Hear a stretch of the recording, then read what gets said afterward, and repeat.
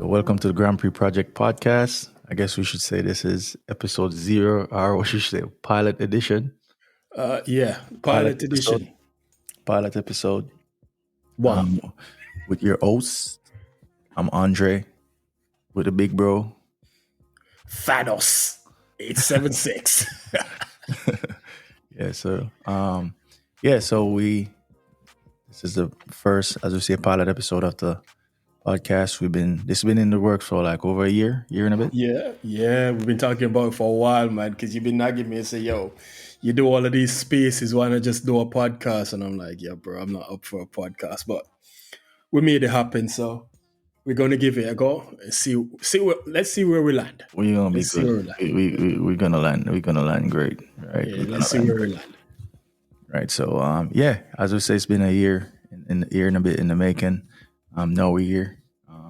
Gonna start out with MotoGP because that's what's hot in the preseason right now. Formula One ain't really warmed up yet, so MotoGP is in full swing. So we're gonna start with MotoGP preseason test. Yeah, exciting preseason. I'm very excited for the 2025 season.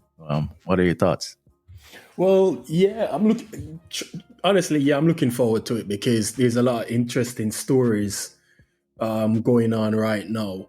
How will the Marquez-Bagnaia partnership work out at Ducati? Because you can't have two bulls in one pen, and how because we know what Marquez is like. He's one of the aliens. Pecco, yeah, you can probably put Pecco in the somewhat semi-aliens category, but it's going to be interesting to see how that pans out. Then, you look at the other moves up and down the grid.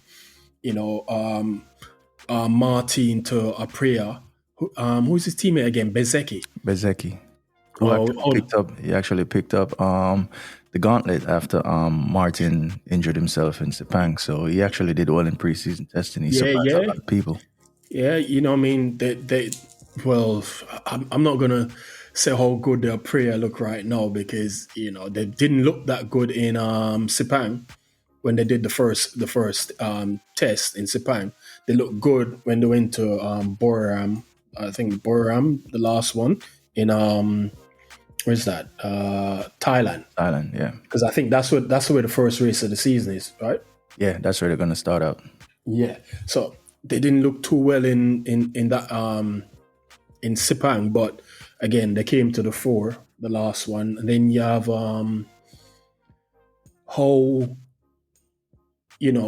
KTMs, again, they didn't look that great.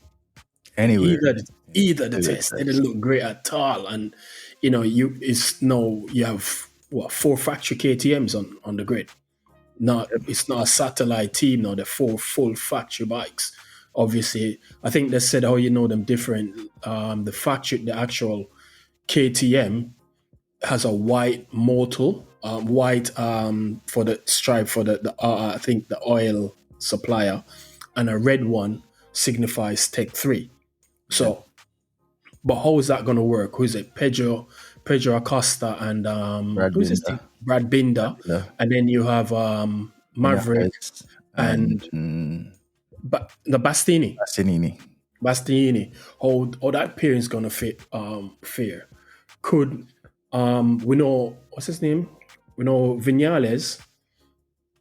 Vinales has the record for what the most wins on separate bikes because he's won on what? He's won on the Suzuki. He's won on the Yamaha. He's won on the Aprilia.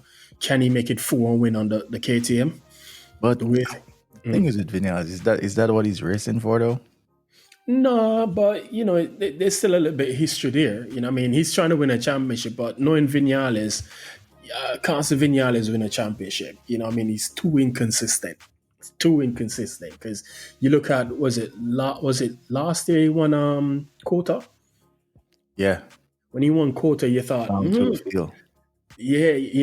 dropping that far back and just cut through the field and just cruise, and you think, is there Aprilia in the game? And then they literally fell off throughout the season. But I think they said that was because they had some chattering issue with the bike, so it kind of made it unstable for him, especially on the braking. But there's some interesting stories. The Yamaha The Yamaha looked good in Sepang, not so good in Buriram, not so good. But apparently they said that was, they anticipated that was going to happen for them.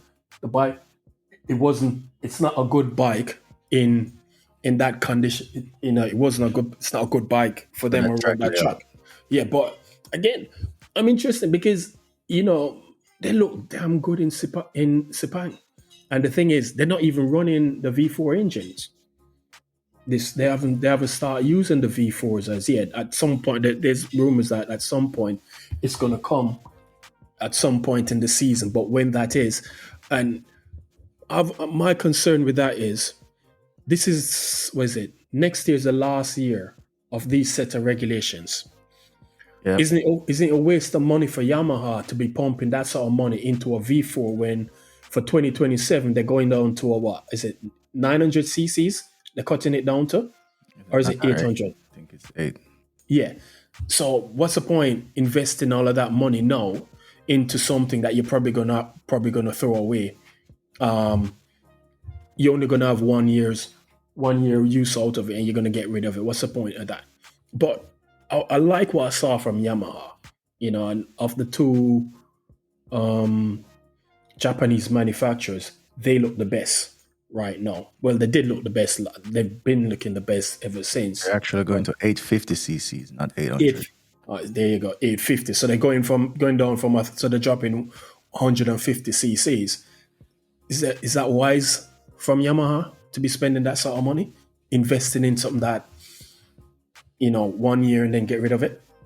And I guess it probably is, because you don't know how far in the development they are, and ultimately, if it could win them a championship next year, why not?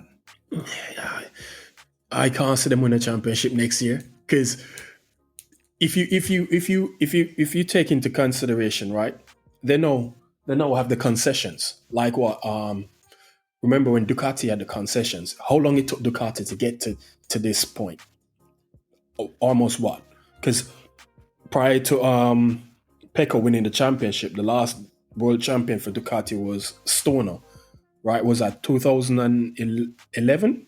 I think it was. Stoner? Yeah. Oh, Stoner only won once in the Ducati, 2007. Yeah. So 2007 was the last time they won was the first time they won a championship under Ducati. And then from then, they pretty much fell behind, and that's when they started. The concessions rule came in to help them and and other manufacturers to move up the grid. And look how long it took them to get to where they are, right?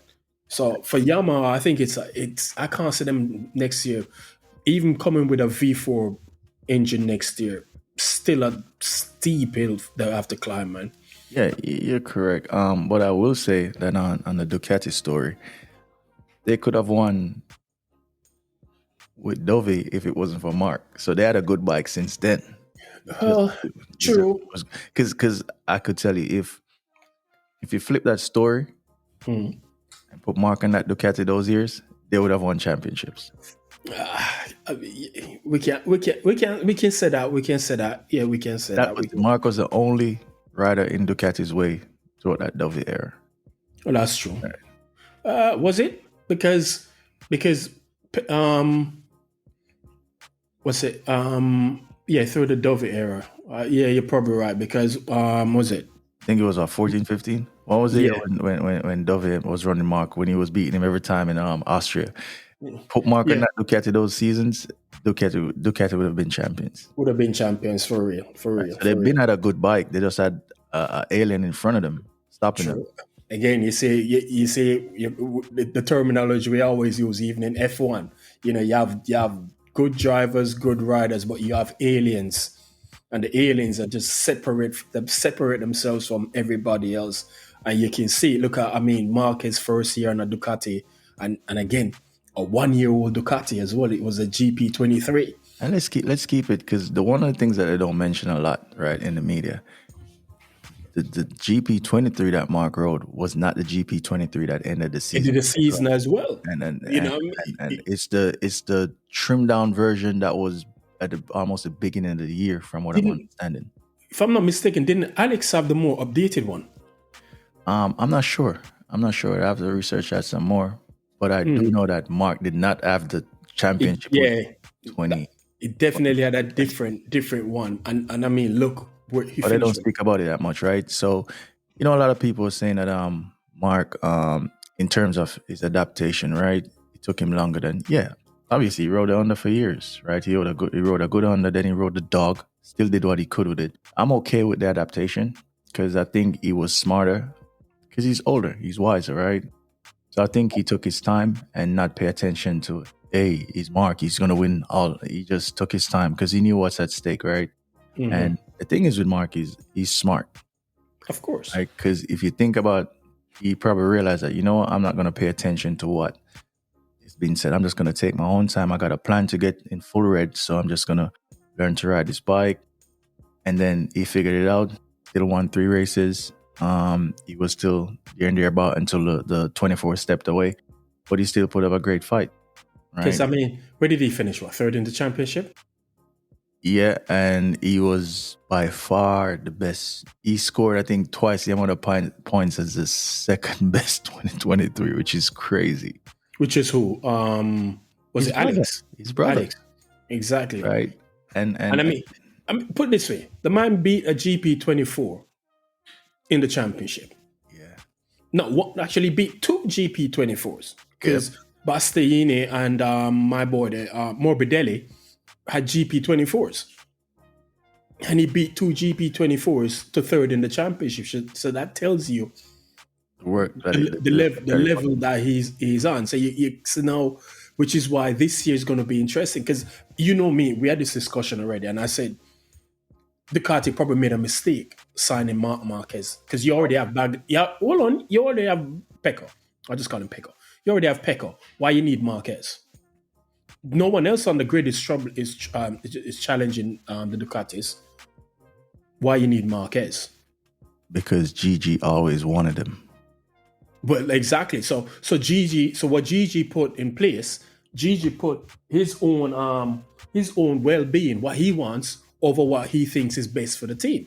Because Gigi, the engineer that he is, he wants the best on his bike to literally watch everyone.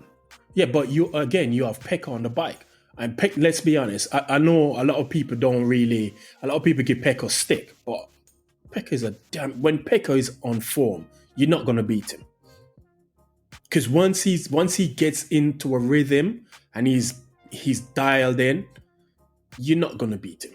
You're correct, but you still cannot deny the fact that he's still error prone. Okay, where did most of his errors came last year? In races. No, sprint races. Yeah, it's still, but the thing is, it's still common. When I say race, I'm talking about both. I'm not going to separate them because it's still part of the championship, right? Mm-hmm. And that's the thing. It doesn't matter if it's a sprint race because even though it came in the sprints, that's what's cost him the championship, right? And when you look at a motorcycle like that, right? When you're in full red, they expect you to win, right? Yeah. There's no two ways about it, right? It doesn't matter if your mistakes came in sprints, whatever. He should have been champion. That's how they're looking at it, right? Yeah. They don't care about that, right? True, but at the same time, my point. But let me ask you this. The Ducati is a great bike, right? Yeah. Okay. And there's races that so like the Aprilia came close, i.e. Maverick in Kota, right? And there's other motorcycles here, the KTM, right? It's got a strong engine, but there's just something wrong with that bike, right? The thing is that Ducati knows, right? Even Mark, at the latter part of his career, he's over 30 now. Mm-hmm. They still know the dangers, the threat of Marc Marquez on a decent bike who's within a couple 10. Yeah, but okay, but this is where my counter argument is now, because what a decent bike was Mark going to get? You never know. He probably would have ended up at Aprilia, right? Yeah, but at the same time, and the thing is, you got to remember. I think he was, if what I'm reading is right, I think he was offered a factory bike in the Garcina team.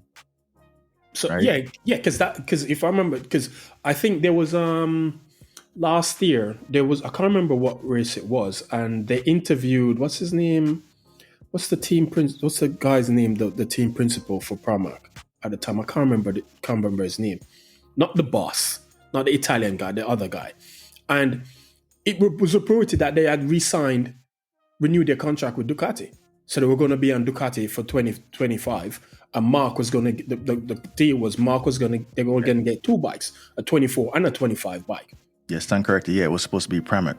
Yeah. So Pramac wasn't going to leave Ducati. They were going to stay at Ducati because I watched the race and I even tweeted about it that, yeah, Pramac, my guy, the team principal confirmed that they're going to stay with Ducati for 2025. So and then you hear later, no, you hear all of these things that, it changed. But I think the thing is, Mark just wanted to be in the factory team. He didn't want to be in a satellite team, even with a factory bike and still getting the full factory support. He didn't which he should be. Like, that's like taking like Lewis Hamilton and put him in like a Ferrari B team. It doesn't work. Yeah, but no, I got 7. No, that's it's. I didn't know it's about clout. I'm an 8-time world champion, right? I deserve to be. And ultimately, when I'm up here, you got to remember, right? Guys under 23, they know the 2023 bike was no match. Mark had no business finishing 3rd, right? True. And ultimately, they're looking at that and be like, and you have to remember, this is the thing. If you go back and look, Frankie Carcetti did an interview, and he said, when you're looking at the data with Mark in the 2023 and the riders on the factory team, the data is crazy. And yeah, but which rider? Both. And basically, it would be crazy for Ducati to see that type of performance, because this is where it gets dangerous, right? Mark was tricky. Mark is a left-hand corner guy, right? Mm-hmm. He loves the Saxon ring. So I'm gonna try and find that Frankie Carcetti interview. Did you know that by the end of the season last year, Mark was the fastest rider on the Ducati around right-hand corners? No. Okay, I need to find the interview, right? So the data that they were seeing in Ducati, because you got to think about it. Why else would they sign him? Because this business, what have you done for me lately, right? So they must have been seeing something that be like, we cannot not sign this guy. Yeah, but again, this is what my thing, and you also have to. Let me ask you this. Hold on. So let me ask you this. So say, for instance, Mark took the Pramac ride, right? They say, you know what? We're not taking you. Despite the data that they're seeing, Mark takes the Pramac ride, right? Mm-hmm. And then he goes on to beat the factory team again. That's problems. You cannot have that. Yeah, but which factory team did he beat? He beat the guy. He beat the guy. So let me ask you this. Do you think the fact that Martin beat the factory team, right? Do you think Mark doesn't have the same potential to do that? Do you think Ducati can afford to lose to Pramac again twice in a row? You have a point. That's a risk that they cannot afford. You have a point, but at the same time, you also have to look into factor in why did they lose to the factory, the customer team. It's not a case of, as you say, it came down more to the issues that Pecco had. But that's what I'm saying. In the sprint races, because he won what? He won 11 races last year. He won 11 races. Yes. He's the first man to win that many races and didn't win the championship. Exactly. But what I'm saying to you, the fact that it happened, so now Ducati is minimizing that risk. Yeah, but you're minimizing that risk, but at the expense of creating animosity within your team. Not necessarily, because at the end of the day, not necessarily because the season start, right? And ultimately, we have to wait. And why wouldn't you want that excitement for the season anyway? Yeah, look. I'm playing devil's advocate here. I get the point you're making, but if you just look at it from a logic, Ducati could end up with a Lewis Hamilton, Nico Rosberg sort of situation. That's what could end up within and that let me ask you this. Were those seasons very exciting? Well, one of them. Right? One of them. Yeah, because Lewis literally one of them. Right? But what I'm saying to you, it has the potential to be exciting, right? Yeah, but ultimately, but again, as a team, your job is not to make the sport exciting for the fan. Your team is to do what's best so you can win. So if you want to create and then at that point people stop watching because it gets boring, right? You still got to create excitement, right? I cannot see, and I get what you're saying, but Marquez with Pecco, that's great for MotoGP. And you factor in the Rossi tie with Pecco as well. So that's makes it even greater. So you see the potential of what could happen this year, makes it even whereby greater. if things start to go against Pecco, but you got to respect Pecco though. Even the Valentino Rossi ties, and Rossi's going to be in the background saying slick stuff, but I think Pecco, he carries himself well, right? And I don't think he's that type of person. He hasn't shown that yet. Yeah, I think. But the way he carries himself, I think he has his own mind, and I don't think he will allow anyone to kind of disrupt him and turn him into someone that he's not. So I respect that about him, right? And the thing is, but the thing is that I like as well. Mm-hmm. That this is why I'm not too. This is why I love the move, Mark and the factory team, because after what happened last year, crashing so many times, losing to Martin in the satellite team, the only way, because you remember there was already doubts, there was already people that was already questioning Pecco as a rider, right?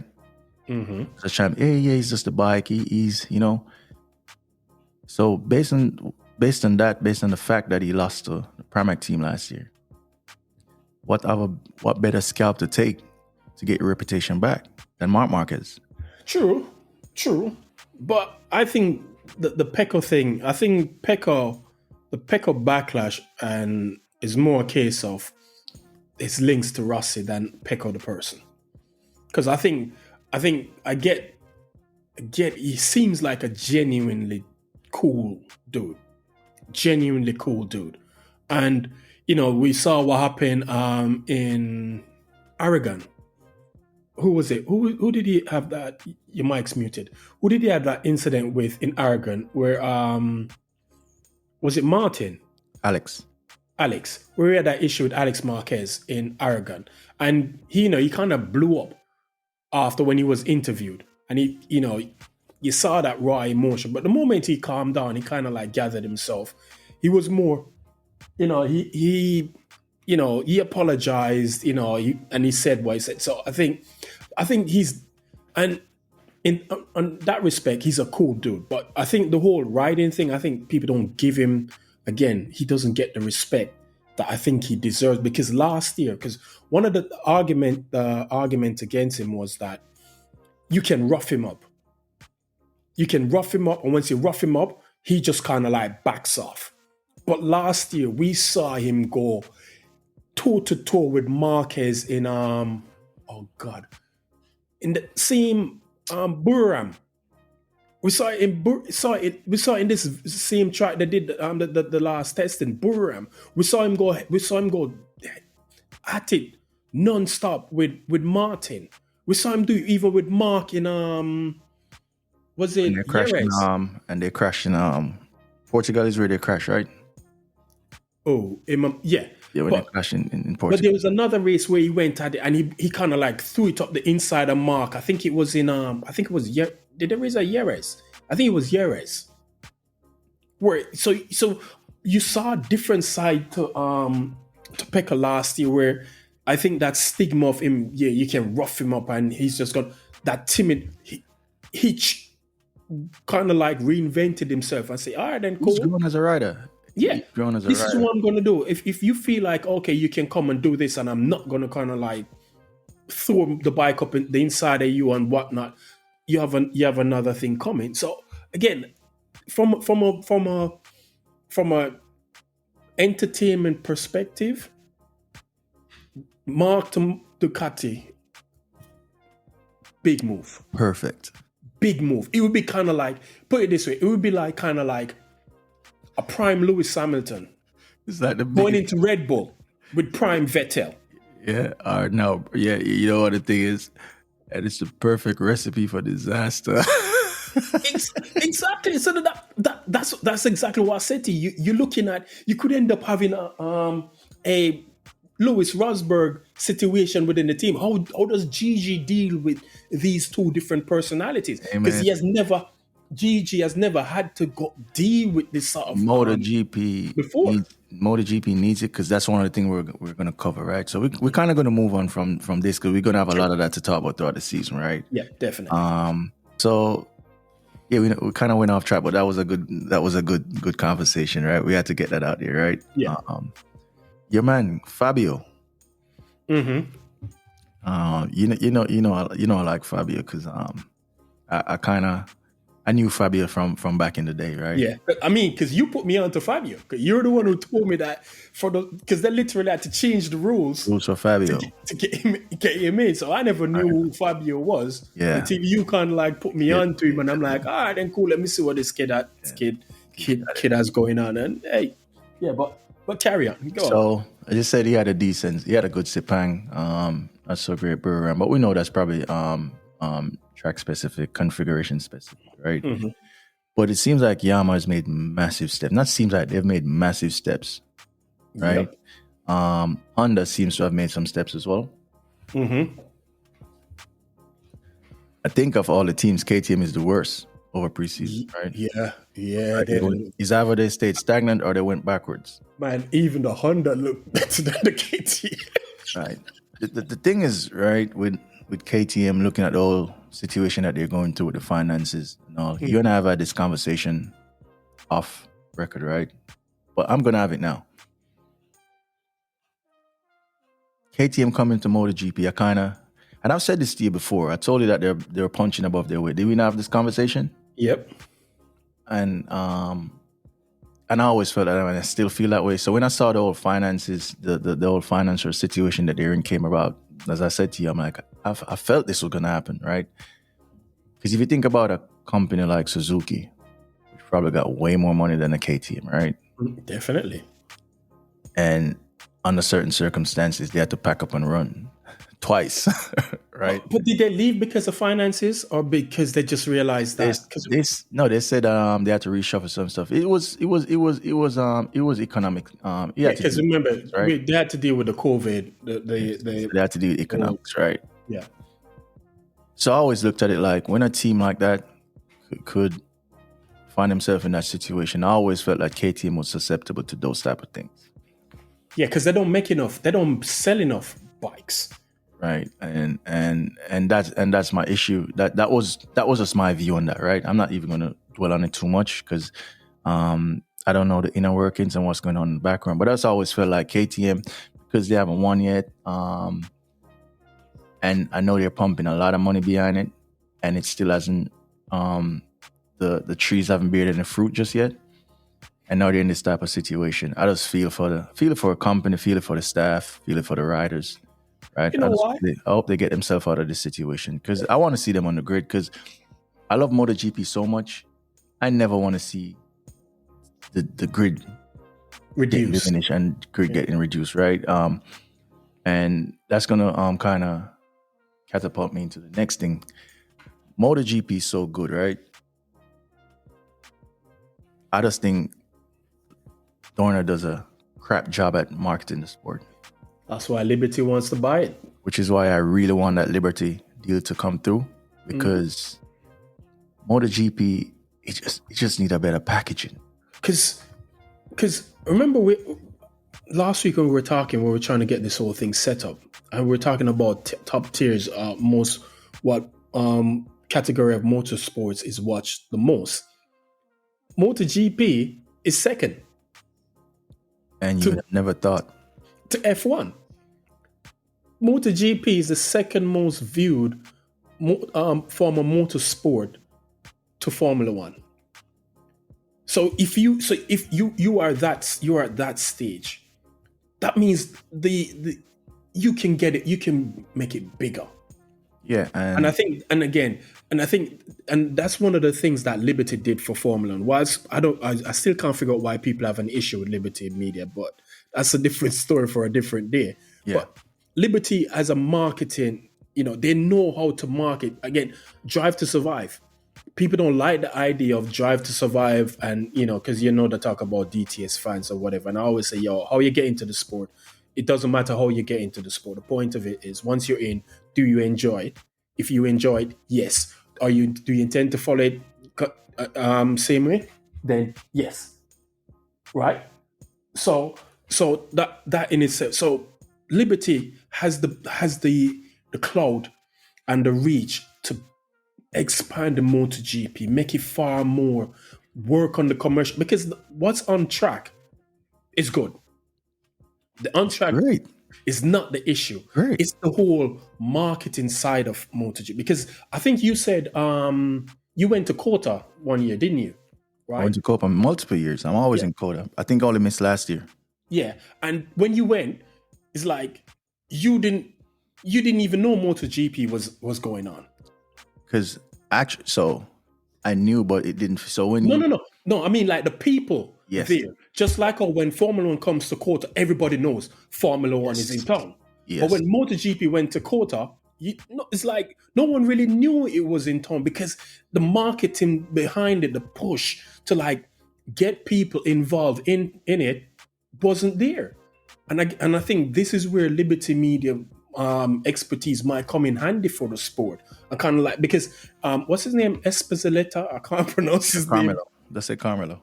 Carmelo, right? He's kind of like Bernie Ecclestone in that he's still in that archaic sort of looking at things. Because remember, Bernie Ecclestone was so anti-social media. Remember, Lewis Hamilton used to take videos of behind the paddock and put them on his Instagram or his Facebook or Twitter, and they send them and say, "Yo, take it down." And you're like, "Yo, this man has 40 odd million followers across our social media platform. This is exposure for your sport. Why would you want him to? Why would you want us to kind of like?" So it's that archaic sort of thing that Carmelo has, just like Bernie have, and look what happens once they've moved them out. You put money into it and you push it, you get it to a wider audience, and you build. That's how you build the commercial revenue. And if you build the commercial revenue, it makes it more attractive to manufacturers, because aren't they saying that come 2027, there's I think they said there's one more space on the grid, and I think there's conversation that BMW might be looking to come to MotoGP in 2027, and that would be great. But we'll watch this space. Yeah, so is when I went, I think Ace is going to be 3, so that would make 25. So that'd be 20. Is it 2022? 2022 when I went? Yeah. The crowd there was crazy in 22, right? Mm-hmm. I think because we're coming off of COVID. Yeah. Right. But I think it is when I go to Austin. Mm-hmm. When I go to Austin and when Formula One is in town, you could tell the difference, right? Because the hotel that I stayed in actually in Austin, it was right over the bridge, right over the river, and there's a Yeti, the brand Yeti that makes the cups and all those stuff. Mm-hmm. So I'm in my hotel and I'm looking through my hotel window or on the balcony, and there's a full-scale Red Bull F1 car parked in the Yeti store. Mm-hmm. So anyone that comes over that bridge sees it. Was seeing it. There was even and I think they had a situation where they had a helicopter drop a Red Bull car in Austin as well. So the way Liberty does stuff and the marketing, it brings in the people. MotoGP, because when I'm in Austin, until I get to the track, you don't really know it's around. And I think they should start from downtown. Yeah. I think as soon as people enter the city of Austin, they should know. Apart from just the one billboard, right? The city, whatever they have to do, whatever money, whatever marketing they have to do, they have to work with in the city to make the city feels like the Archborough Rodeo is in town. Yeah. People need to feel it. So even people that are not MotoGP fans, you have to pique their curiosity. What's this? What's going on? Mm-hmm. Right? And the thing is, MotoGP is not as expensive as Formula One. That's it. So the fact that it's not as expensive and they're struggling to get these places filled with people, it means they're doing something wrong. Exactly. And again, it's not the product. It's not the product. It's not the product where you get on track. It's this something else they're not doing in the background, because MotoGP comes to Silverstone. You can go the whole MotoGP weekend, all 4 days, Thursday, Friday. No, they don't have media days. I don't No, know if it's they did it. Friday, Saturday, Sunday. The whole Friday, Saturday, Sunday for less than what it costs you for a general admission ticket for Formula One on Sunday race day. So it's not going to cost you that much out of pocket. You know what's great that Formula One does? What? When you come to Coda? I think they do it a lot of places too. You see that concert on the Saturday afternoon? They do it in Abu Dhabi as well. Right? Yeah. So they get celeb big name artists to come and perform. Because I know some people went to Abu Dhabi and they're like, who was it? I think they said Coldplay was there last year. I can't remember who they said it was, or Eminem was there last year. I can't remember. But that concert was included in the price of the ticket. Yeah, same thing when I went to Coda. Unlike Silverstone, if you want to go to concert, you're gonna have to buy that ticket separately. But Silverstone, let's keep it about Silverstone is highway robbery. Of course. I don't think I'd ever go to Silverstone again. It's the most expensive. Right. It's generally the most expensive ticket on the calendar. Yeah, I'm cool. I'll pass. Yeah. So going back to MotoGP, the thing is they if they put the money in the right places, because the money doesn't need to go to what we're seeing on track to make the sport more attractive. So what's on track is good. And the thing is that MotoGP, I think, works better than Formula One. It's just because it's time constraints, right? Mm-hmm. The fact that they have 3 races, and some places you get 4 with the Moto E. Mm-hmm. It's the way they run through the day. You know, you got the ones, the Moto 3, the Moto 2, all that stuff, right? Depends. Yeah. Some tracks they run it. I think sometimes Moto 2 runs last. I'm not sure if they still do that. No, I can't tell the last time I see Moto 2 run last. Unless it's clashing with something. I think if MotoGP and F1 clash on the time, they switch it around. Yeah, they switch it. Yeah. Right. So just for what you're getting for the money, right? The price is great. Mm-hmm. What you're getting for the money is great, right? They just need to do a better job at marketing. Yeah. They just need to do a better job at packaging the thing. Because they did Drive to Survive worked great for Formula One.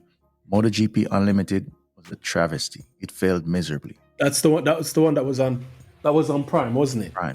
That was on Prime. Yeah, I didn't really get into it that much, to be honest. I watched it and I was like, nah, I wasn't really feeling it. So I guess the production of it wasn't great. A lot of people had issue with the overdubbing, with the English overdubbing. And just leave it in their native language. We could read the subtopics, right? Because people know the subtitles. People know that a lot of these guys are from non-speaking countries. Yeah, because isn't there one on YouTube or is it on with Ducati about this last year's championship?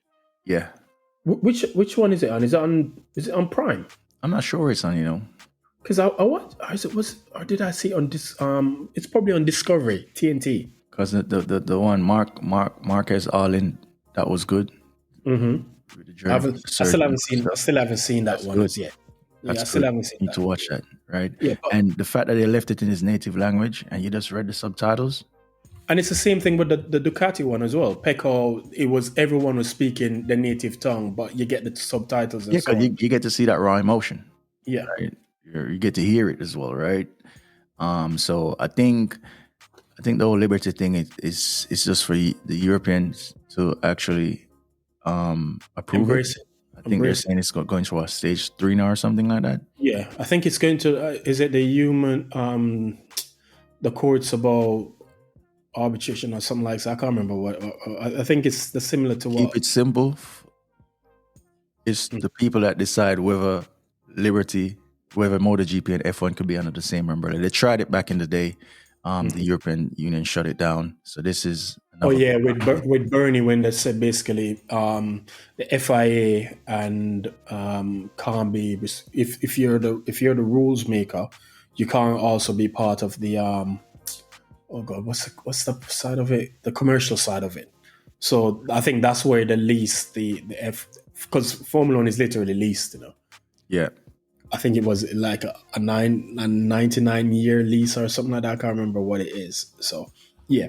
So that's what it's kind of like segregation of duties, So I'm basically. excited. I want that deal to go through because I want to see what Liberty Media can do with the great product that is MotoGP, right? Of course. MotoGP. But yeah, once again, so Because we're you gonna never, because you never on a Sunday. Granted, some races can be boring as hell, but you still know that you could probably see a crash or two or something like that. You know, so not only you're that, gonna. not only that.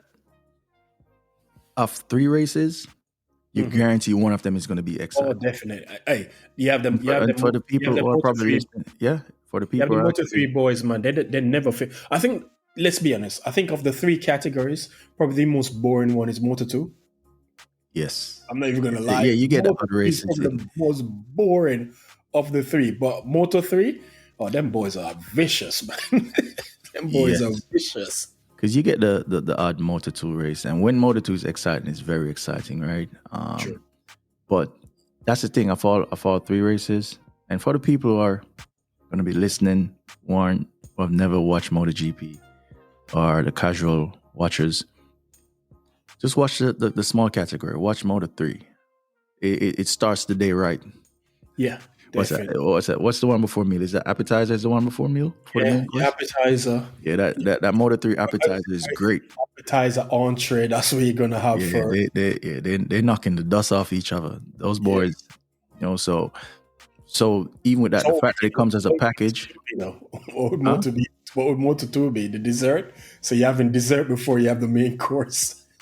Yeah, well, sometimes Moto 2 could be like cheesecake, and I hate cheesecake. Yeah, man, the dessert, man. So you're having dessert before you have the main course. But Moto. yeah, so that's the thing with Moto, and that's what made MotoGP great as a package. Because guess what? Even if people go away thinking, because we get the odd boring MotoGP race where someone just runs away with it, right? And then sometimes TV direction isn't great to pick up the fights. They tend to Mhm. focus on the runaway guy, right? Which they need to fix that. But the fact that it's packaged, you're gonna leave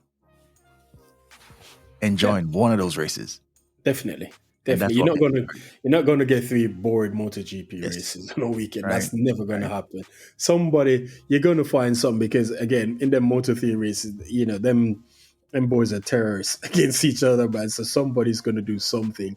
Even though what's his name? What's the Colombian guy's name? David Alonso, I think that's his name, the Colombian. Yeah, Ran away with the championship this year, but yeah.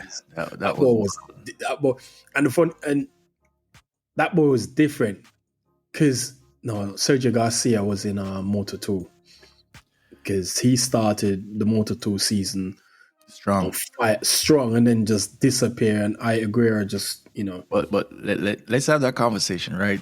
mhm.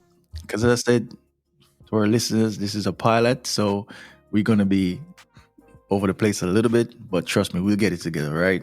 We just Yep. get some stuff out of our system. Hmm.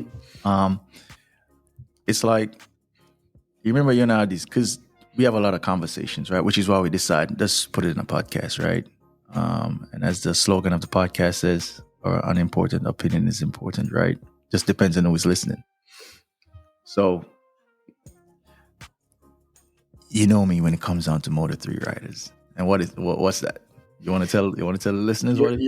Your argument is they look good on the smaller bikes, but I want to see them on the bigger bikes on more than one chassis.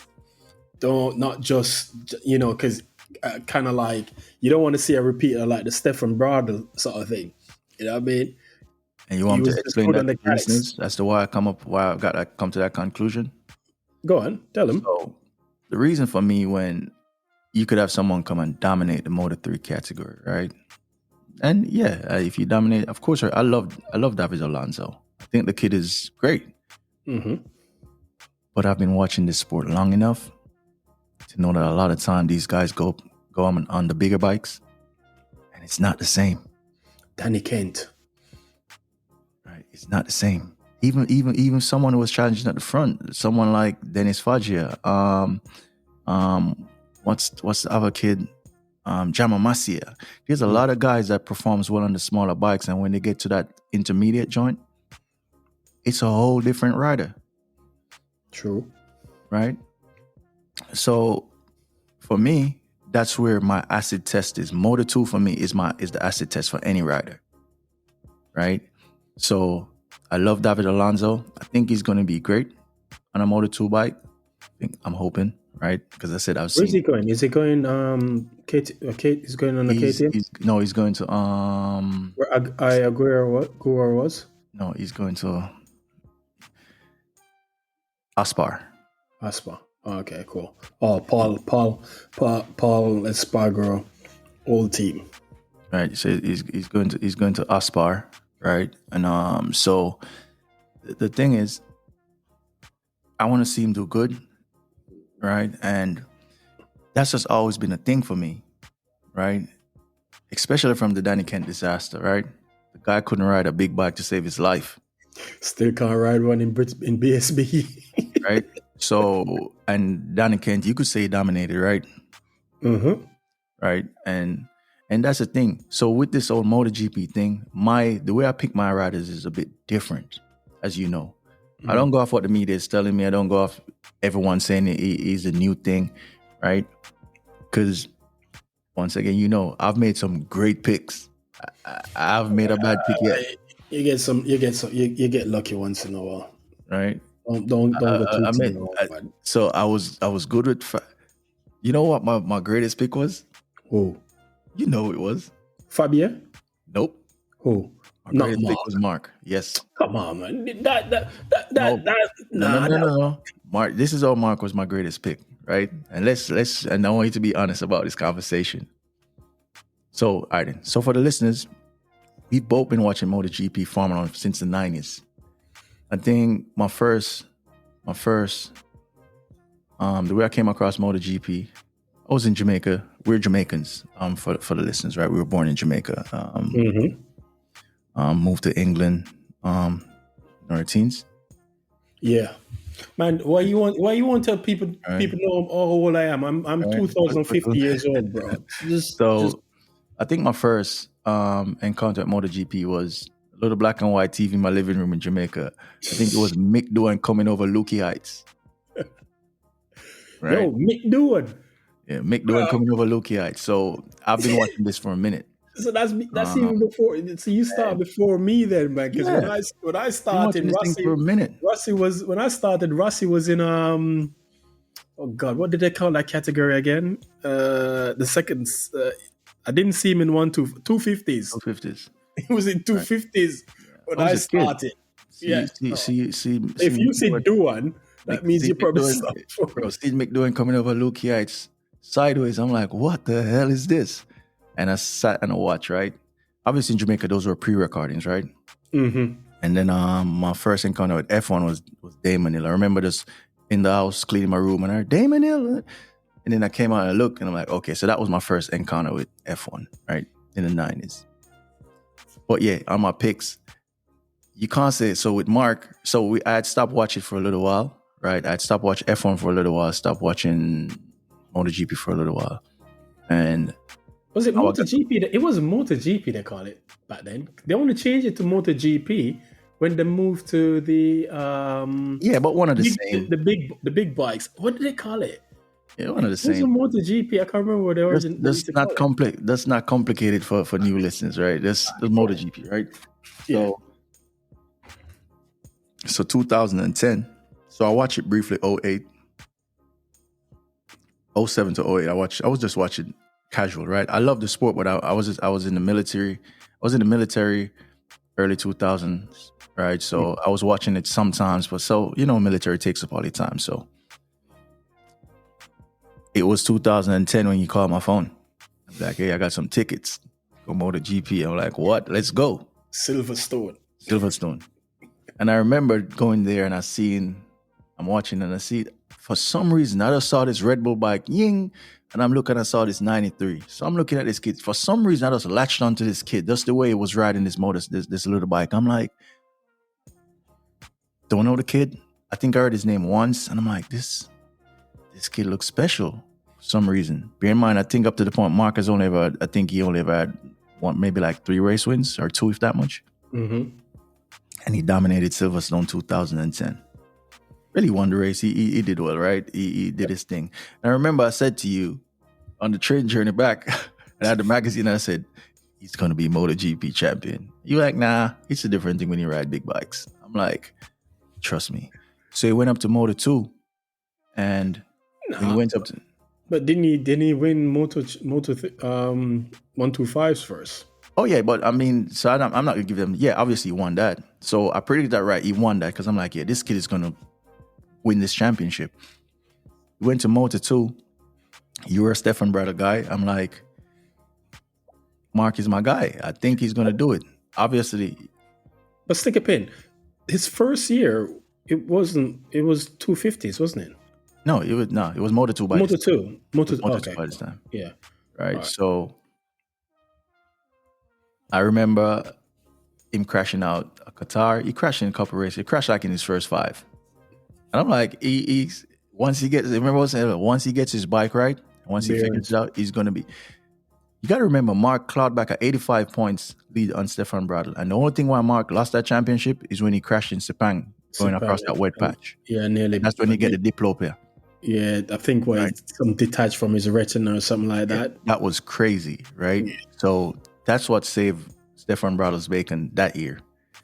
Yeah, because fast forward to 2011. Wasn't that Bradl's second year? He came back. He came back and defended the championship, and Mark whooped him. Yeah, right. So you got to think of it like this: when 2011 came in, Mark already figured out that Suter, and he just did his thing. And I remember saying to you again, and you said, nah, MotoGP is different. Those boys are different. I'm like, he's probably going to win the championship as a rookie. And he did. Right. And he did. Because the thing is, for me, right, there's certain things that I look for in a rider. And I think for me, Mark is the greatest person to ever set foot on a bike. Just the way he rides a bike. For me. We're not even going to have that conversation. No, that's just for me. That's just for me, right? All right. And there's reasons why I feel that way. Because if you go back and you check, I think if you look to this day, Mark is the only one that has won on this current grid. Is the only one that has won all 3. What categories? Yeah, and I think he's the only one that has also performed like fully in all 3. Right? When I say perform well, because remember, even Fabio was a world champion. He struggled initially in Moto3. He struggled a lot of Moto2 until he won that race on the Basque which was a speed up, right? Yeah. If you look at a lot of the riders who are great riders, a lot of them haven't won anything. Well, yeah, because for all the hype Fabio had coming up, he didn't really win much. So the reason why I say that, for me, you know how difficult it is to ride all those bikes at a high level throughout your career? Not dipping on one, the next one works. You're talking about a high level across all categories. Just look across the grid, right? To be champion, it's tough. So it puts him in a category, right, above the rest a little bit if you think about it. Yeah, because there's kind of like it's a handful of riders that have won all 3 categories. And since he left after Mark left the Suter, what happened? Where's Suter now? I think they've gone into that. They're no longer on the grid. Exactly. Right. So you have to think about it. Who won the championship last year? So I think it was Ayago that won last year, right?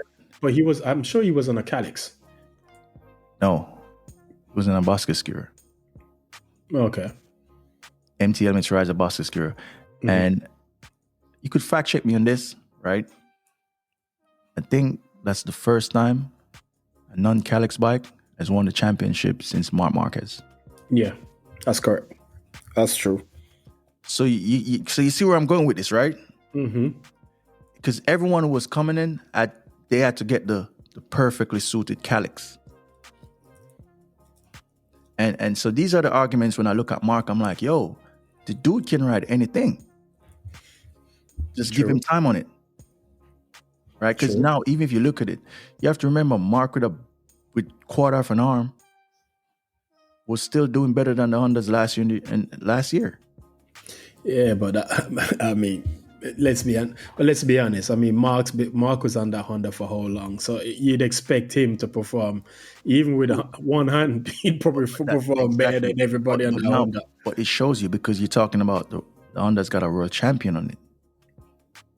So you see where I'm going with this? So it's not even a situation of like, the rest of the riders are great, but I'm just looking at the way he progresses and the way he rides his motorcycle. He's performing every single motorcycle that you've put him on.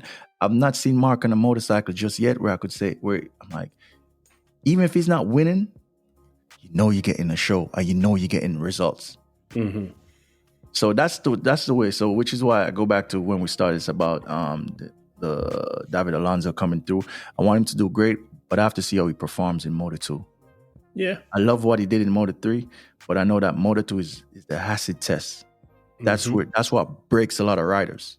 True, because I mean, how many Moto 2 champions have gone up to MotoGP? It's quite a few. You're talking about Bastianini, Pecco. Did Maverick win Moto 2? No. Mark. I think that's it. Stefan Bradl. Yeah, but on the current grid. Oh well, so Paul Espargaro is out of it then. Yeah. I think that's it. Brad Binder won what? Pedro Acosta. Acosta won Moto 2? Yeah, he did. Pedro won the second year. Well, not on the current grid. Remy Gardner, but he's not on the current grid. Remy Gardner is in Superbike now. Right, so... But yeah, but as I said, we're going to speak about a lot of this throughout the season. So yeah, go take away back with the preseason stuff, because we kind of... All right, so I think, okay, now that the testing is over, and I think the pecking order has pretty much been established, that the Ducatis are still miles ahead of everybody else. And if you're going to rank them in terms of where you think teams are right now, I think it's Ducati. This might be controversial. Yamaha. Can't be mad at that. Aprilia. KTM. And the Honda still bringing up the rear. Because I think Honda has a long... Honda... That's how I see the grade. Would that be crazy? Would that be crazy if I put Honda at a KTM? Yeah. Have you seen what the KTM does to its tires? Yeah, but again, I think they'll pull up to the season and it's a different story. You can dial up. I think why I'm putting the KTM again up above the Honda is, one, KTM has 4 bikes on the grid. Honda has what? The LCR. They got 4 bikes on the grid. Oh, 4. Yeah, 4. Yeah, 4. But who has the better riders?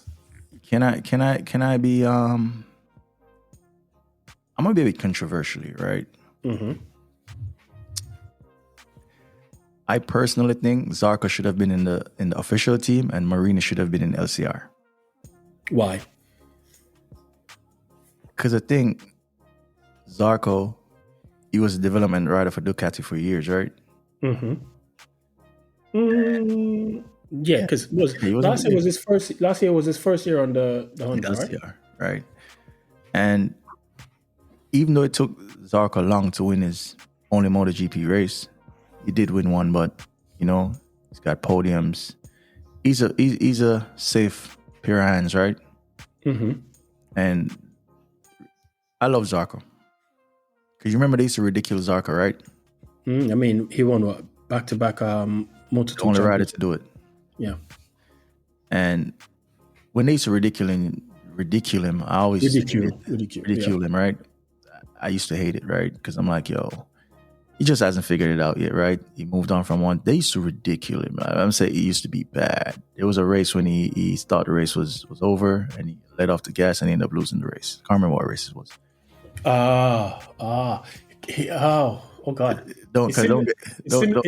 It's similar to who did the same thing again in MotoGP Aleix. Yeah, it was a Spanish Dome GP. And someone did it at Le Mans as well in one of the lower categories. Right. And so when you look at Zarco, Marini, I think Zarco's got more pedigree. Yeah, but you also you're looking at the fact that Zarco is going up in age. Zarco is what? I think Zarco is going to be the oldest man on the grid. Yes, Right? he is. But you still got to realize that Zarco actually beat the factory guys last year, and he's old. Is that really anything to? I mean, that bike was just garbage. No, but the thing that's what I think if you stay on it, you notice it's all about results, right? Yeah, I could live with Joan Mir in the factory team, but I think I don't think Luca Marini has done anything in MotoGP to be in a factory seat. I mean, other than being Valentino Rossi's sort of brother, I think right. And don't get me, he's a nice guy, right? I don't have anything personal against him, but I think he should be in the LCR team, and Zarco should be. I think Zarco put in enough work to at least get a pop at a factory ride. Fair. Especially a factory team that's trying to back up. Right? I think Zarco deserved that shot. I don't think Luca Marini has done enough for me to say, yeah, he deserves that ride. Okay? And it's probably an unpopular opinion because a lot of people like Luca Marini. He's a nice guy. I like Luca. Right? But if you're talking about results, I don't think he should be in the factory seat. I think they should switch them. Fair enough. That's a fair enough argument. It's a fair enough argument. Right. But to go back, so we've ranked the bikes in where we think the teams are after the test. Because if you look over the test, the Yamaha has found nearly a second in performance. Yeah. When you compare something crazy like that. Yeah, 8/10s. When you look at Sepang, they were compared to like Ducati didn't even match their best time. They didn't match their best time. I think Aprilia, they said it was like a 10th or something like that they found. So I think that ranking is pretty much, I'd say, pretty correct. But here's the thing now. Yeah. Ducati ran their the GP25 in the final test, right? Yeah. But from the reports out there, they didn't run in all the tests though. They ran it at some points. Yeah, in the last one in Buriram. From all the reports, it seems like they're not too happy with that bike. Yeah, that's what I'm saying. They didn't run it through the whole test. They ran it, but they end up with the GP24 engine, I think in a 25 chassis with 24 feet. Yeah. So it seems like there's something wrong with that bike. It's not a good bike. It's not necessarily the bike, it's the engine. That they're having the engine, from what Mark and Pecco is saying, is that it's not as stable on the braking as the 24. From what I'm reading, right? And they're both on the same song sheet when it comes onto that. But then, if that's the case, why aren't you running the GP25 Aero? Because they're gonna. So, I think from what I'm reading, they're gonna start with because the thing is they got to be careful. And I could see why they're doing it. I think they're going to run at the 24 Air because they know it works, right? Because the problem that they have a very, very, looks like a very, very fast Alex Marquez in a GP24. And I think a Morbidelli is on a GP24 as well. Yeah, there's only two factory. Three factory bikes, three full factory bikes. Digi has one bikes and the two Lenovo bikes, and they don't want to take the risk. Even having Mark and Pecco having a working GP24, probably under a fast Alex Marquez, running away too far ahead, right? And this is just my opinion, just looking at it, right? You wouldn't want to take that risk there. I think they're trying to start the season at least be decent. Right? Yeah, but rather than having this, and because they say they're going to change it, I think they're going to run it until the first in-season test, and that's when they're going to fine-tune certain stuff and bring forward the 25 stuff. This is what I'm hearing in the news. So, and because a lot of these topics we can't go straight forward without kind of deviating on a little branch real quick. Let's talk about Alex Marquez for a sec, right? You know I rate Alex Marquez. A lot of people Yep. don't. But I always say, it doesn't take a chicken to win 2 championships. It doesn't matter what you say to me. Mm-hmm. Right? The guy is a 2-time champion. True. And if there's a thing that we know about Alex Marquez is it usually takes him longer to get up to speed on certain things. He spent years on Honda, which we know that was a dog. He wasn't going to do anything on that bike, right? Then he was on the Ducati. He's on the Ducati. He did. I think he rode the 23 last year. Or the year before he was on the 21. 21, right? Mm-hmm. So usually comes alive at year 3. Mm-hmm. That's if you look at Alex Marquez's trajectory.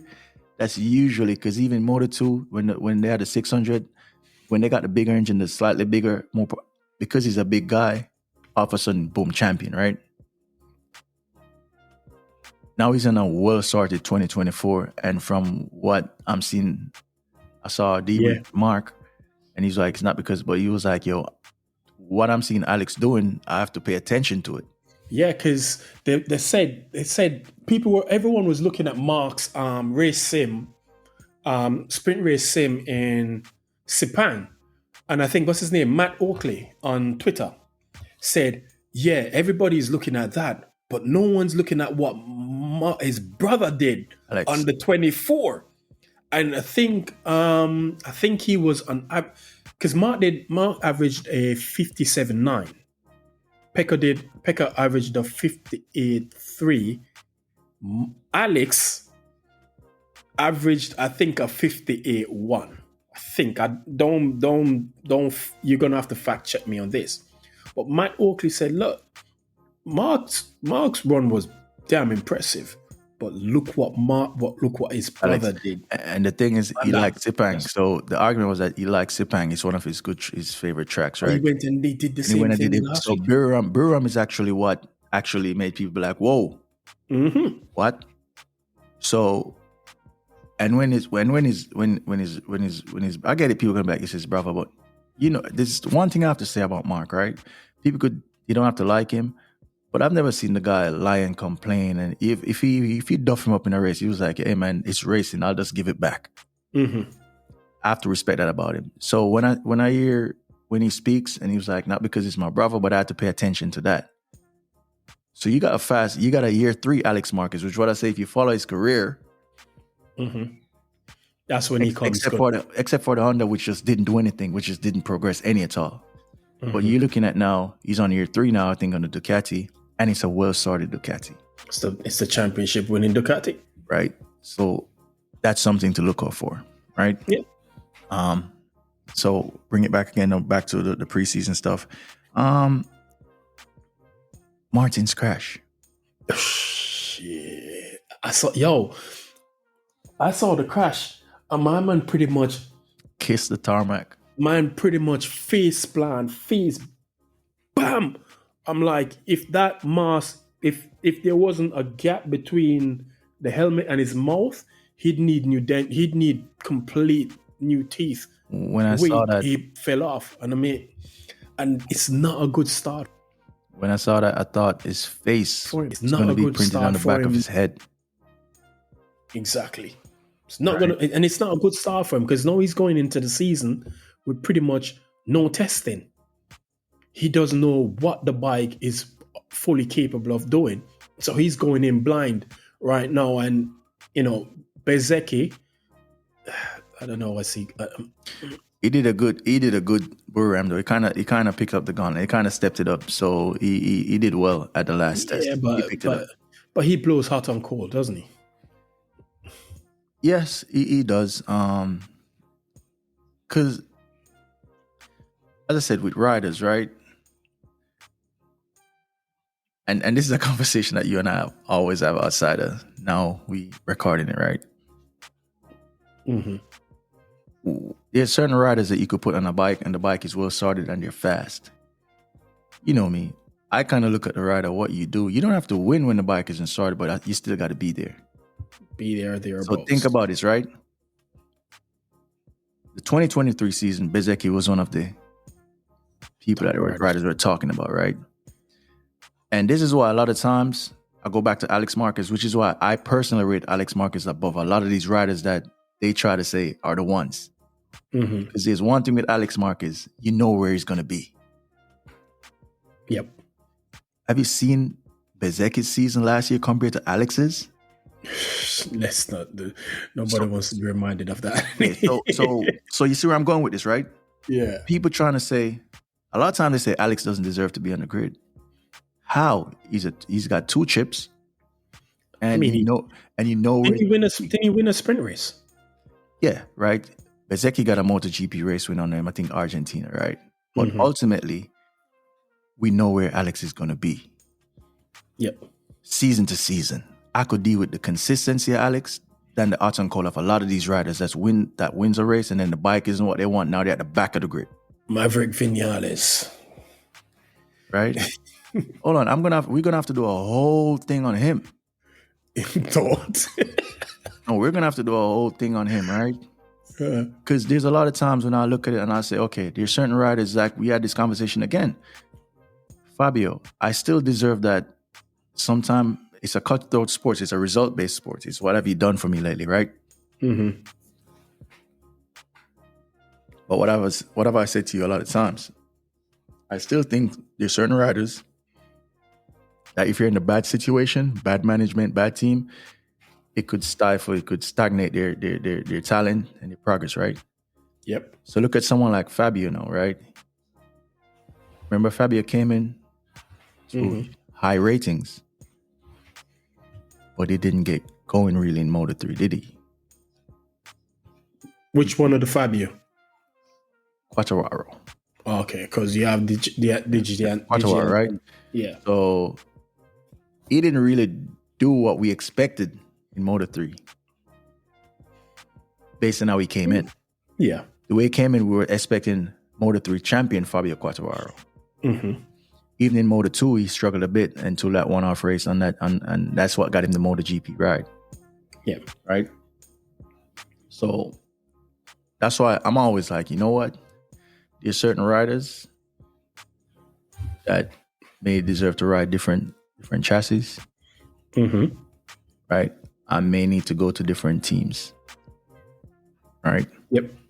And that's what, so we kind of went off on a tangent, so talking about Bezecchi, so let me come right back. So yeah, that's my situation with Bezecchi, right? As you say, it's hot and cold, right? So let's see what he could do. Let's see, maybe the Aprilia work for him and we get the Bezecchi of the year before last, right? You never know. But Martin, no, Martin. From what I'm seeing, he crashed before that. Yeah, I think that was his second crash. I think he crashed 3 times. Yeah, and from what I'm understanding, the medium tire he should have never been on it, because I guess they're saying all the teams know that, hey, with that type of track temperature, you don't need to be on the medium tire.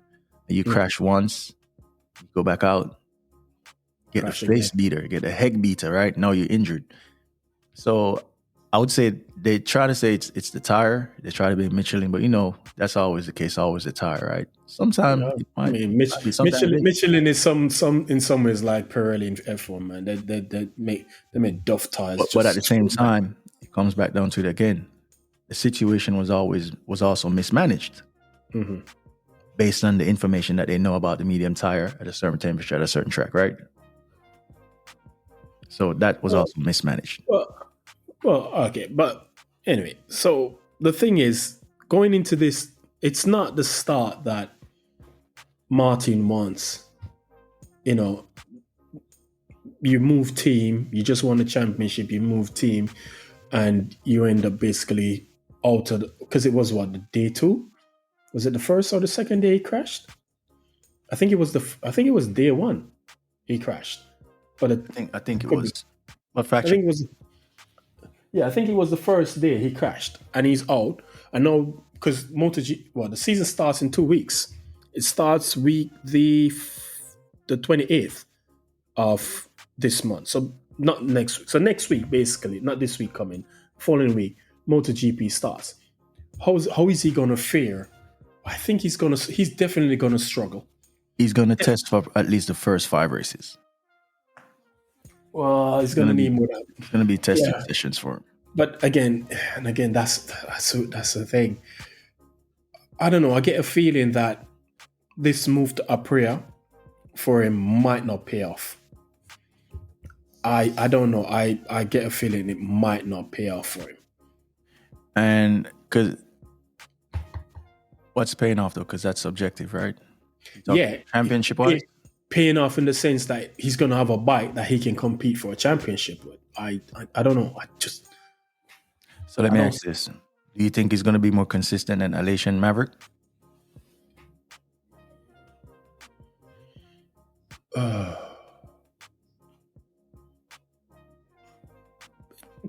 Yeah. Mission accomplished, somewhat, because they need that consistency to really push the bike forward, right? Mm-hmm. So yeah, that's the Aprilia and Martin story. Let's see how they start the season. Let's see how his first couple of races, and let's see if he's even available for the first. Because the thing is, it should be available. It should be available for the first, because I think it was a wrist injury and he went and he had surgery like the following day. So probably it should be. He probably should be ready. Okay, he's going to be ready. But I think what's going to be challenging is his fitness. Where is his fitness level going to be? All right, and so that's Aprilia, Martin, Bezzecchi. So that's that team. We already kind of touched on Lenovo, Ducati, Marquez, and Pecco. We pretty much know that Fabio probably going to dominate. Is it Mir? Rins. Probably going to dominate Rins. That's where I was going next. Yamaha. So Rins, I've had this broken leg. You know he's still hobbling around using a crutch, right? Yeah. When did he break his leg? When he was riding the Honda, I think 2 years ago. Shit. So hold on. So you tell me my man's still carrying that injury from 2 years ago? Yeah. And the times compared to Fabio, FQ20 ain't good. What do you mean? The times that they run in tests, he's nowhere close to him. Rins isn't close to Fabio? Nope. But I mean, it's pretty standard, isn't it? He wasn't close to him last year either. But my question is, how long is this injury gonna hamper him for? And how long is Yamaha gonna keep him under these circumstances for? Well, I think this year is going to be a crucial year for him then.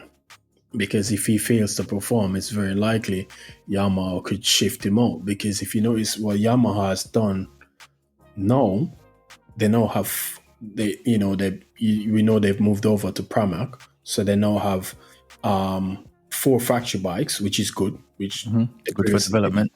Yeah, and they also have they now gone down into Moto 2. They're more involved in Moto 2 now. Yeah.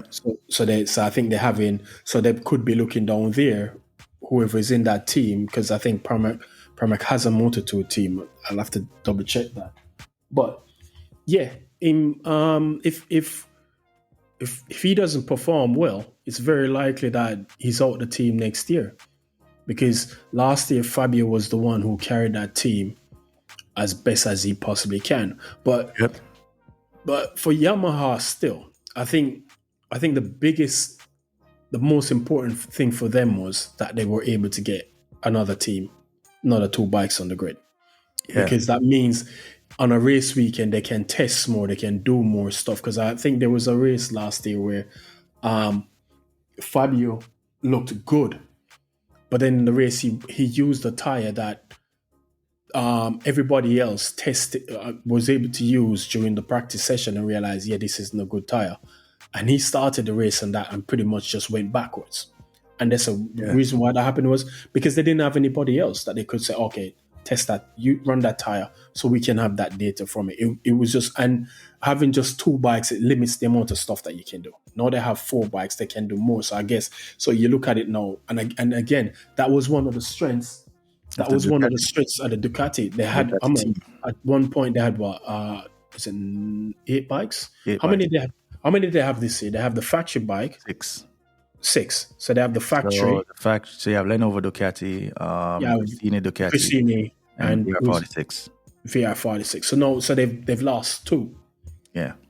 right? But they can afford to lose even 2 more because no, they're at the stage whereby it really doesn't really affect that, won't really bother them that much. So it's cool for them. But for Yamaha, because when Yamaha lost the again, they were being idiots when they lost the factory, the satellite support to what's his name, Razlan, I can't remember his name. Yeah.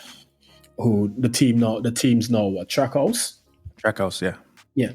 So when they lost that, you could literally see that wasn't a good move. And again, Yamaha was just being stupid. They didn't want that sort of level of cooperation. But now, let's see how that unfolds because I think they have them and Honda, as we know, have the most concessions. They can test at any track. They have how many tires they can use. They have how many aero packages, engines, and so on available. So let's see how the let's see how the season goes for them. But as we saw in the first test, the bike looked better than it previously did. Fabio looked like he had that little glint in his eye, but again, there's still some way off the Ducatis. I think, as I said before, they're even the GP24 is still better than this current 25 Yamaha. Which is why they decided to run it for going into the season. Who? No, I'm talking for if you not forget the factory team, but like the Gresini and the VR46. Obviously, we know one of them is a factory, is a 25 bike. Yeah, so right, they're still better than even this 25 Yamaha. Yeah, and that's it. Because we have a lot to talk about throughout the season. So let's move on to the next team. Let's go to VR46, which is now running Frankie Morbidelli and Fabio Di Gianantonio. Yeah, he's on a 25. He's on a 25. But that's the question: is he going to run the 25 or is he going to run the 24.9 like the factory team? Yeah, he's going to run whatever they got. Because you got to remember they're going to have to amalgamate, right? Mm-hmm. So he's got amalgamate. What they're doing, what they're running, right? But yeah, he was another one that injured himself in preseason. That preseason was rough, man. Off a wheelie. That preseason. Wheelie put it down, front tucked, shoulder gone. And bear in mind, he did a shoulder. That's why he had to leave the season last year early to go do the shoulder surgery. And come back and break your shoulder again, break your collarbone. But I think in that team, that lineup, I think he should probably have the upper hand on Franco. And Frankie? Yeah. Yeah, because Frankie haven't really been to the party. But give it, because last year it was rough for him, because remember it was coming off that injury. Major crash, right? And it took a toll on him, right? So let's see if he can recover from that fully to be the Frankie that we know he can be. Yeah, but what Frankie is that? Because we've never seen a Frankie that we can say we know that's Frankie, because when he was on the Yamaha, he wasn't all that great either.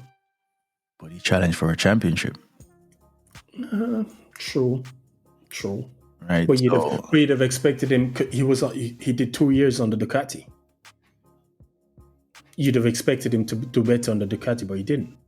Yeah, let's see. Because I said last year he was really rough for him, so I'm gonna cut him some slack and see what he does this year. You know what? Just to slightly backtrack on the whole Yamaha thing, right? The four riders. Why is Jack Miller still on the grid? Sorry, I don't care. I'm a Jack Miller hater, but why is this guy still on? Why is this? Nah, come on, man. He's ridden factory Honda, factory Ducati, factory KTM, and now he's on a factory Yamaha. But why is he done on all those bikes prior to the Yamaha? Tell me. All right, and so Jack Miller. All right, let's Let's keep it. Let's keep it up. For Phillip Island, you need a Jack Miller on the grid. That's part of it. Why? He's Australian. You got to remember. Remember, we have these conversations outside of this, right? So let's talk about what we actually talk about. There's some riders and there's some drivers that they're going to keep on the grid for money. Let's be honest, right? And that's just a fact. People may want to deny it, but there's just some riders and some drivers in series over there for money. You got paid drivers, paid riders. Not saying that Jack is a paid rider, but Phillip Island is one of the most loved. Yeah, but Phillip Island is one of how many races? Yeah, but it's like what we talk about. It's still money. It's still a track. It's still money. But again, no, I'm not having that one because let me play the devil's advocate. Who would you have replaced Jack Miller with this year? I don't know. That's the thing. I don't know. I don't know who else. I don't know who else did, but I just don't think. That's the thing, though, bro. You got to figure that part out because for you to say someone isn't deserving, because I'm going. You have to have someone to say, I think this person deserved that right. Yeah, because I'm going on the fact that he's been given so many opportunities on other factory bikes. But he's also known that from what I'm hearing, is that he also does good development work. Yeah, but okay, how has that helped the teams that he's ridden for? How did the Honda progress? How did the KTM progress last year? KTM was better in 23 than they was last year. Yeah. So again, this idea, this idea that he gives. Sorry, but you give good feedback and whatever, but we're not moving forward. Yeah, you're right. You're right. So how does this guy has more lives than a cat? Again, it's the Ricciardo effect.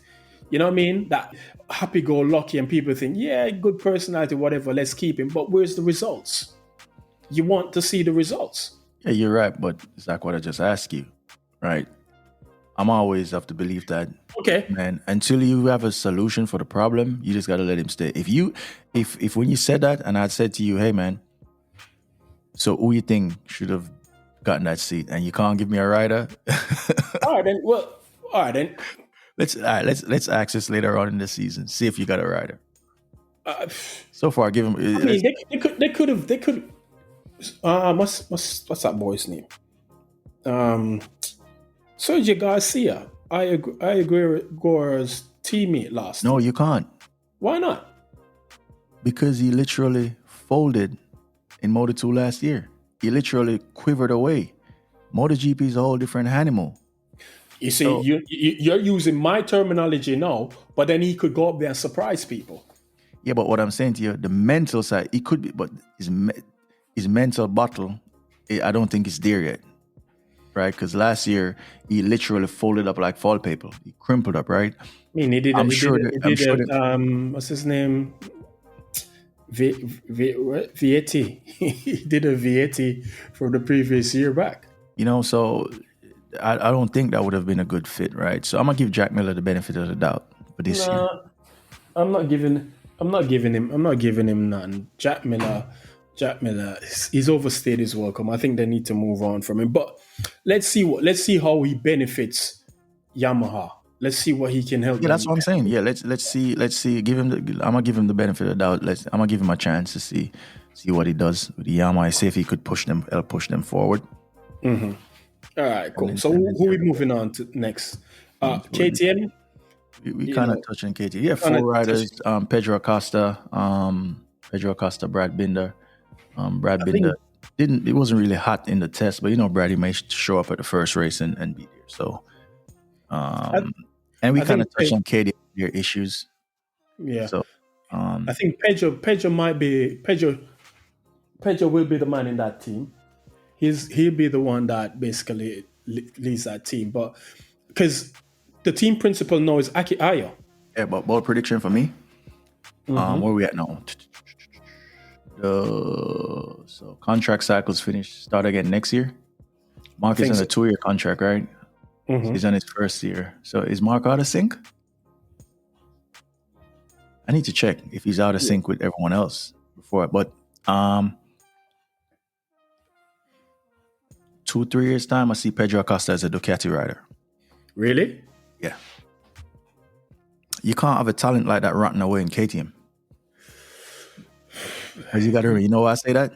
Mm-hmm. Unless. So I'm gonna break this down. I'm gonna put this together for you, right? There's a lot of moving parts as to why I feel this way, and I'm gonna tell you why I think that could be the case, and what could stop it, potentially stop it. So the potential stoppers is gonna be if Fermin Aldiger performs in this Ducati, and they'd be like, "Wow." Then Where now, is he? He's Alex Marquez's teammate. Oh yeah. So if Fermin perform where everyone is like, "Wow, phenom," right? Then that's a Ducati rider they got in their stable, right? Super fast. Yeah, but Ducati have two of them. Ducati have him and they have Digi.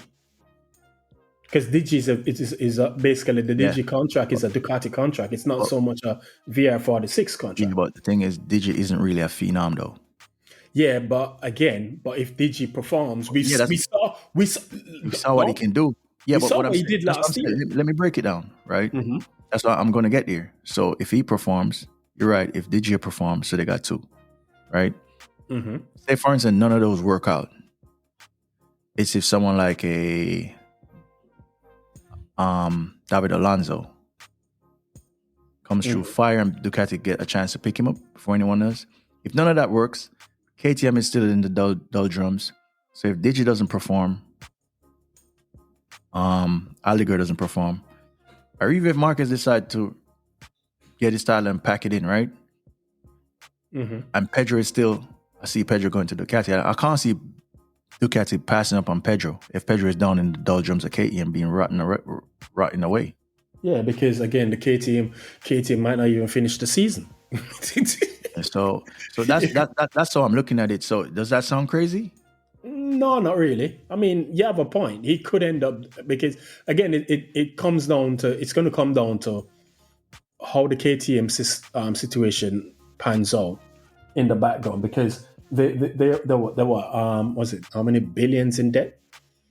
Yeah, and they're currently in administration. So when you're in administration, the likelihood is the administration are going to come in and they're going to look to sell off the company, sell off the assets.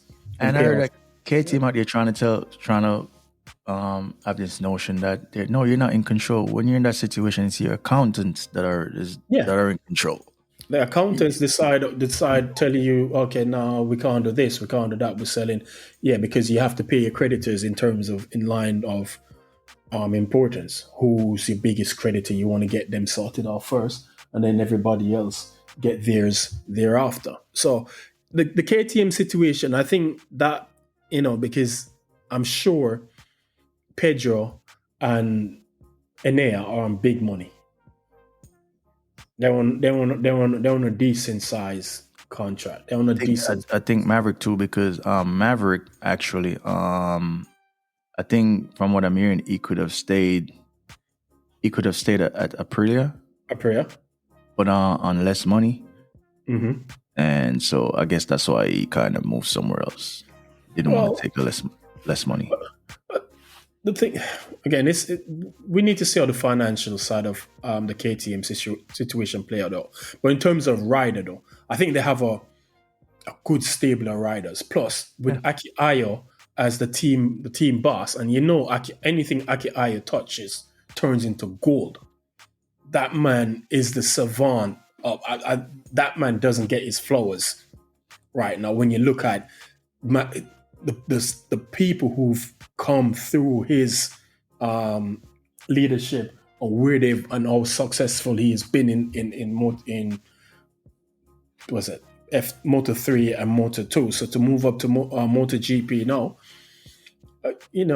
they have at least they have a good team principle. Someone, yeah, and the thing is, I don't think I think as good as Aki is. Mm-hmm. It's just that this whole administration thing is just a big old distraction for them, and it's going to be tough. If anyone could keep that team focused, is him. Mm-hmm. It's going to be Aki Ayo, right? Yeah, because you're going to be distracted. don't care what no one says. You're gonna be distracted knowing that the company you work for is in administration, bro. Yep. Right. So if anyone could do it, is Akiayo, right? So, Tech Trois, aka Tech Again, 3. again, it's still the same. Again, who's that? That's Maverick and Bastianini. Enea. I think Enea should basically have the upper hand over Maverick, because the problem with Maverick is Not based on preseason though, but we know preseason is just preseason, right? yeah, true. Again, that's the thing with Maverick. He'll look good until when it's time for him to actually look good, he doesn't look good. Yeah. So he's too inconsistent. For too many times we've sat here and we're like, yo, Maverick is the real deal, and then you're like, yo, what's up with this dude? What's up with him? He's too inconsistent. So I think, and one of the things that plagued Enea last year when he was at Ducati was qualifying. It's not just qualifying. It took him too long to get up to speed in the races. So that starts from qualifying, because if you qualify at the back, then you take long to get up to speed. He just needs to qualify. But we've seen him where he's actually qualified good, and then the race starts and he falls down the grid, and you're like, and then you see, then later on you see that late race tire management and pace comes in. He's pretty much always been the quickest rider in the final half of the races, because he's that good at tire management. Look at what he did in Mugello. Yeah, which is and that's the thing, right? And that's the thing when you see certain riders, this is why I give all these riders their respect, right? Because it's clear that it's the same thing with cars, right? It's clear that riding a bike with a full tank of gas compared with a light bike is just two total different things, right? Mm-hmm. Some riders just balance it well, where they could start with a heavy bike, still maintain the front, and when the tires go, the bike gets light, they still do their thing, right? And that's the thing. You have some riders who could ride a heavy bike full, and then when it goes off, their tires start going off, they drop pace. You got riders who are the opposite of that, and then you have the riders who are balanced. The guys at the front, the Marquezes, the Pecos, the Martins, they know they find that balance where I could ride the bike with a full tank of fuel. But that's where the great riders are, don't it? Yeah, that's where it doesn't matter, and that's what plagued Bastianini. That's what plagued Bastianini last year. Plus, he had some crashes as well as that. But on his day when he was quick, he was quick. Yeah. But I think in terms of, I think he will definitely have the upper hand in that team. You think Bastianini is gonna win that battle? I think Bastianini might win that one. What they did say his riding style, he hasn't figured out the bike, so his preseason wasn't that great. But yeah, I think as the season progresses, he's gonna improve as the season progresses. Yeah. But let's okay. So let's wrap it up now, and let's do our championship prediction. Let's predict the championship. Let's do that, because the championship is in 2 weeks. Let's do that right before the championship the season starts.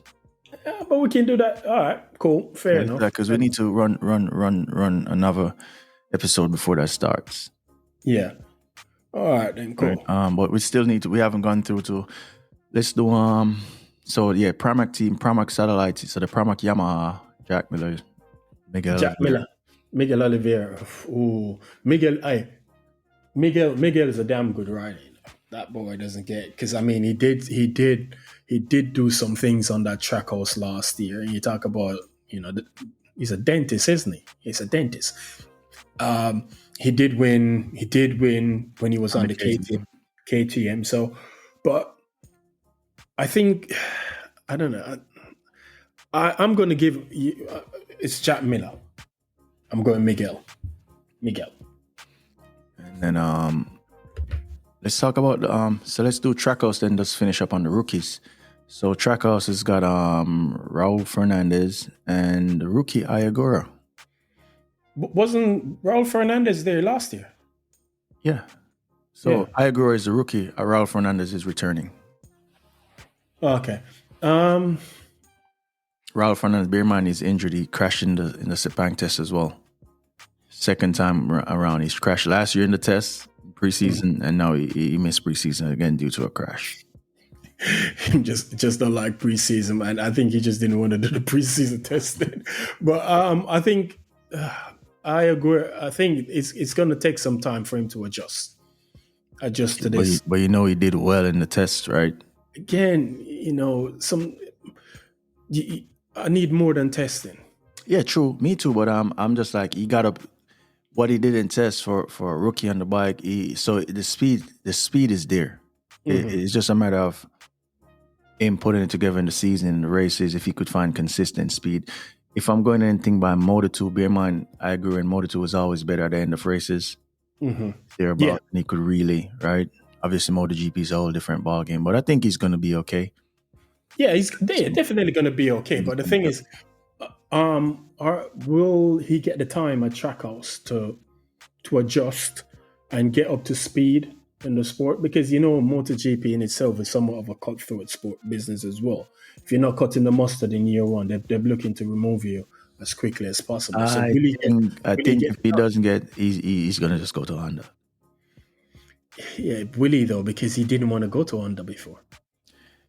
Now when he's in MotoGP, because the thing is, he knows that if you leave the MotoGP paddock, that's probably going to be hit for you career. But he had the opportunity to go to Honda last year, but he chose to stay in Moto2 instead.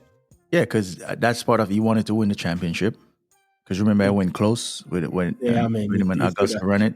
He threw that championship away. So. Right, but he got it right. A lot of people don't get it right, so he got it right. He doubled back and got that chip. So respect to him. And then and you always know they always want to have a Japanese rider on the grid as well, right? So he's probably going to end up at Honda. Well, true. Right? I think he's going to end up at Honda. I don't think Ayagura is going to just do Trackhouse and the job. I think he's going to end up at Honda because if you look in the Honda stable, right? Who's there? Especially if he's doing well enough on the Aprilia where they're like, okay, he's not terrible, right? You remember, as you said, Zarco is about to be out soon in terms of his age. Luca Marini ain't really nothing. And then what is Sankhya Chantra going to do, which is another rookie we're going to talk about. Right? So he's got space to go into the Honda team. Honda's got 4 bikes. True. So I think Ayagura is going to be okay. Yeah, but he still has to perform though. Because if he doesn't perform, the thing is Ayagura, right? I think he's going to perform. I don't think he's going to be.